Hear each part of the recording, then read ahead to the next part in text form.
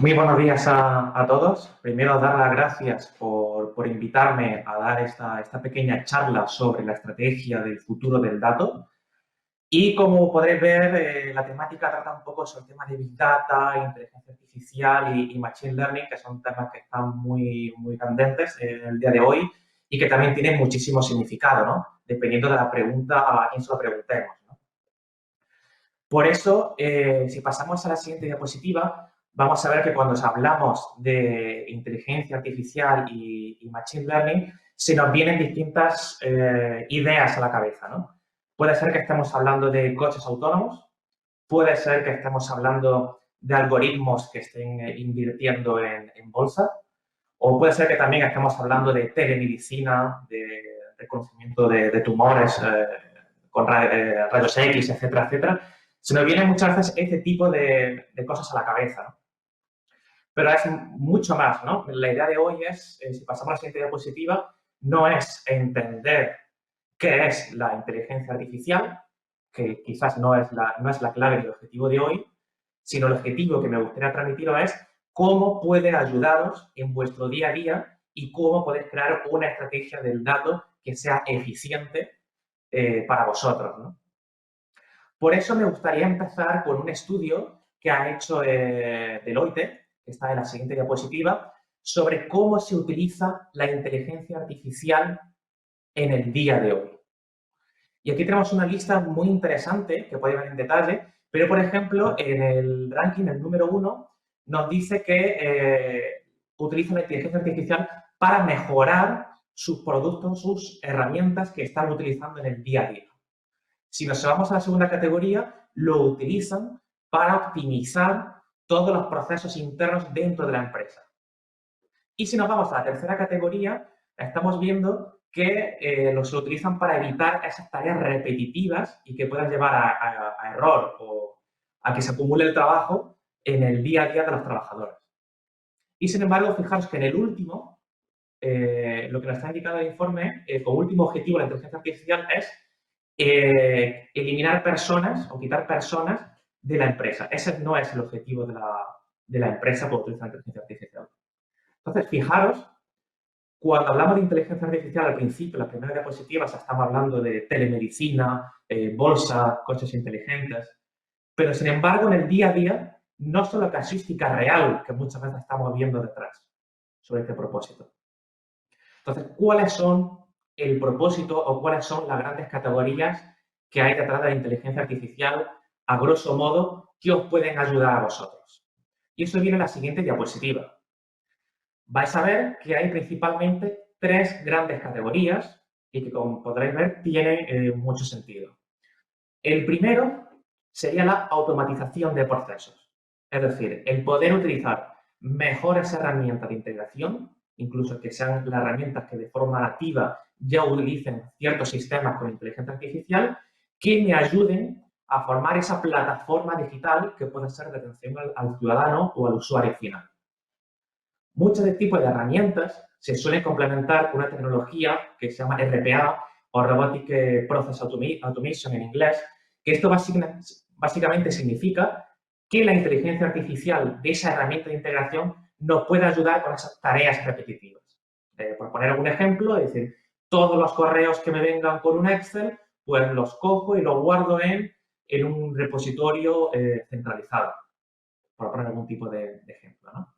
Pero fijaros que esta es la primera categoría importante para temas de inteligencia artificial y que, como podréis imaginar, por recalcar, tiene mucho sentido, es muy importante para crear esa plataforma del dato. Es decir, si yo soy capaz de interconectar todas las aplicaciones de forma inteligente, voy a quitar muchas tareas repetitivas y voy a ser más ágil a la hora de dar servicio y también tiene mucho que ver ahora que nos estamos viendo forzados a esa transformación digital, ¿no? A que todo es online, cada vez hay menos papel, todo va a través de herramientas web, aplicativos, plataformas que nos van a permitir ayudar a hacer ese tipo de procesos mucho más ágiles, ¿no? Y creo que este es uno de los pilares fundamentales que tiene mucho sentido para vuestra casuística. Nos vamos al segundo pilar, que es la explotación del dato. Es decir, no es solo o muy importante tener esas herramientas bien integradas, sino también que yo luego puedo utilizar el dato de forma sencilla o de forma nativa, dependiendo de lo que yo quiera hacer.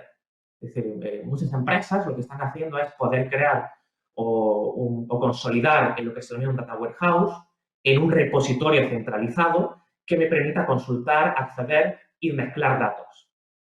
Normalmente se suele extender esta base de datos, este repositorio, con una solución de tipo de Big Data, ¿de acuerdo? En el cual simplemente extiende nuestro Data Warehouse para crear una plataforma rica donde yo pueda mezclar incluso datos de distintas herramientas o aplicativos para poder crear valor de ese dato.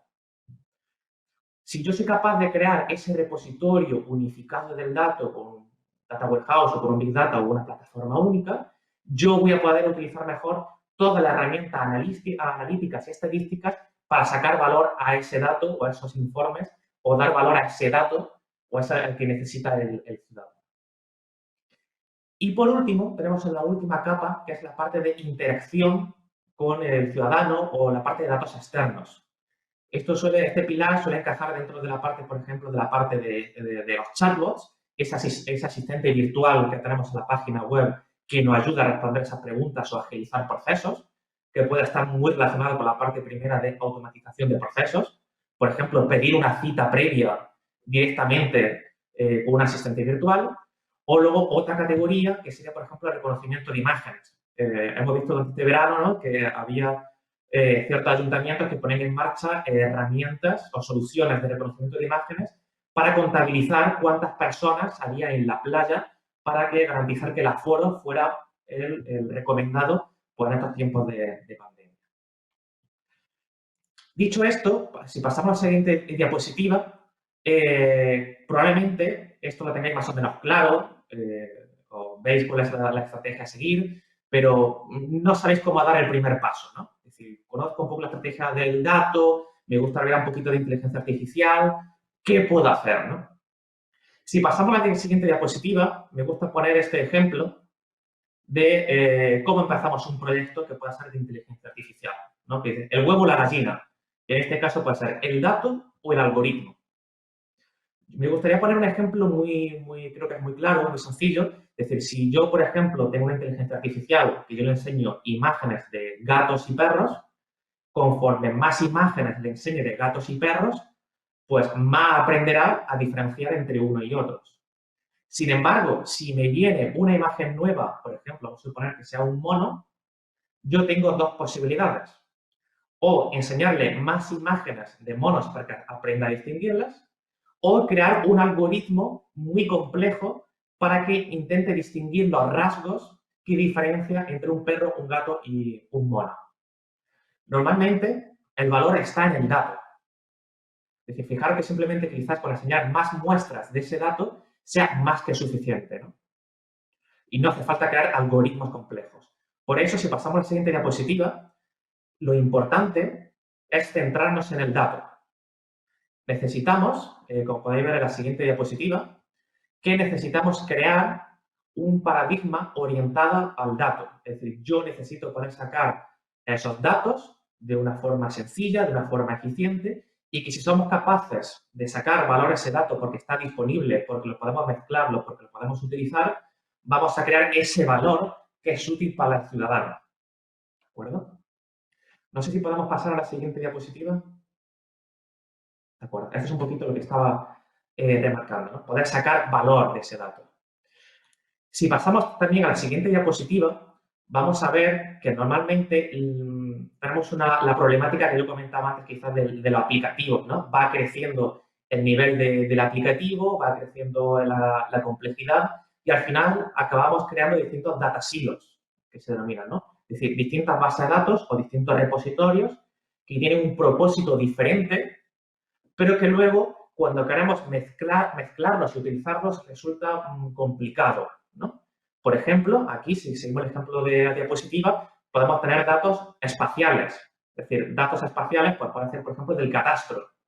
Pero ¿cómo puedo yo mezclar datos que sean del catastro con datos que yo tenga, por ejemplo, de ciudadanos para sacar informes, ¿no? También hemos visto, por ejemplo, hace unos años que se estaban utilizando drones para fotografiar, ¿no?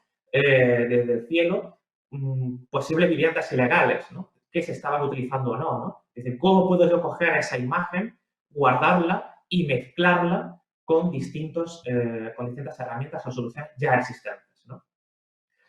Podéis ver que Gartner dice que el hecho de tener estos datos fragmentados hace que sea muy complicado en lo que sea el desarrollo, la gestión, la consistencia, la seguridad, que se está hablando mucho en el día de hoy de la protección de ese dato, ¿no? Y al final el coste se nos irá en cualquier proyecto en esta parte de integración, que luego al final a lo mejor no aporta tanto valor como fuera necesario, ¿no? Por eso, si pasamos a la siguiente diapositiva, hay una tendencia nueva que es, en vez de ir a ese data silos, esta parte de datos fragmentados, vamos a la parte de los datos convergentes. Y me gusta poner el ejemplo de un teléfono móvil, ¿no? Antes nosotros pues, podríamos llevar, ¿no? Pues una calculadora, una linterna, nuestro Nokia, nuestra cámara de fotos, etcétera, etcétera. Pero en el día de hoy, todo eso ha sido reemplazado por la parte del smartphone. Es decir, ya no necesitamos tantas herramientas distintas para hacer distintos propósitos, sino que ya está todo consolidado. Y esa es la estrategia que están siguiendo las bases de datos. Es decir, muchos de vosotros, que quizás que ya estáis utilizando muchos de vosotros, por ejemplo, Oracle, sabéis que podéis utilizar distintos tipos de datos, por ejemplo, datos espaciales, tipo JSON, utilidades tipo de incluso de blockchain, todo eso dentro de la propia base de datos Oracle. Al final, la clave es poder simplificar la gestión del dato, que sea sencillo protegerlo, que sea fácil dárselo al ciudadano, ¿no? Por eso, la siguiente diapositiva, la sugerencia que nosotros siempre damos para construir cualquier tipo de plataforma es construir alrededor del dato. Es decir, para cualquier proyecto de Big Data o de inteligencia artificial, como comentaba con el ejemplo de las imágenes, muchas veces es el propio dato el que nos está dando información y no necesitamos crear algoritmos complejos. Lo que necesitamos es tener un buen dato que sea limpio, que esté claro, que no esté duplicado, que nos pueda servir y utilizar para cualquier propósito o para cualquier aplicativo. Por esto es un poco la estrategia a seguir, ¿no? Es decir, tener un buen dato, una buena herramienta o herramientas que nos permitan gestionar el dato, para que luego ya simplemente utilizar herramientas de Machine Learning, herramientas de analítica o cualquier tipo de aplicativo. Esta es la estrategia a seguir y que también se representa muy bien en la siguiente diapositiva.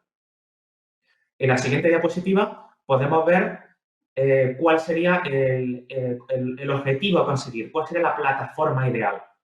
Y esto sería tener un dato como plataforma. Este dato como plataforma lo que va a permitir es que yo tener un repositorio central que, como puede ver abajo, cualquier persona puede acceder y que incluso, que es muy interesante, tener un catálogo de datos. Es decir, un catálogo de datos me permite saber qué dato está, dónde y cómo está repartido entre distintos aplicativos en caso de que los tenga. Es decir, si a mí, por ejemplo, una normativa nueva me pide añadir, por ejemplo, un ejemplo muy tonto que no encaja, ¿no? Pero el DNI, que no lo estuviera guardado, yo podría decir, ¿dónde tengo guardado información del ciudadano y dónde tengo que añadir ese nuevo registro, que puede ser un DNI, por ejemplo, o que no me permita duplicar o tener repartidos entre distintos sitios? Y como comentaba, tener un repositorio que sea una base de datos que normalmente se extiende con una solución estilo Big Data, que un Big Data no deja de ser una caja de herramientas que me permite hacer distintas tareas, lo que va a permitir es tener ese repositorio central, que ya sea cualquier aplicativo, cualquier persona, cualquier herramienta, cualquier solución de Machine Learning, me permita acceder a él. Y esto es un poco lo que yo quiero ver, enseñaros en la siguiente diapositiva. Una vez que tenemos esa estrategia del dato, en la siguiente diapositiva vamos a ver que simplemente el dato está ahí para procesarlo. Da igual qué tipo de herramienta podemos utilizar para temas de inteligencia artificial o Machine Learning. Hay herramientas que están muy de moda, como temas de TensorFlow, el propio Big Data permite hacer cosas de inteligencia artificial, la propia base de datos permite hacer herramientas o proporcionar algoritmos de inteligencia artificial. Pero que sepáis que una vez que ese dato esté disponible y que se pueda mezclar y que se pueda consultar, ya el propio algoritmo de inteligencia artificial vendrá solo. No hace falta que hagamos tanto esfuerzo en invertir en inteligencia artificial. porque el propio dato no va a dar esa información. Por lo tanto, si pasamos a la siguiente diapositiva,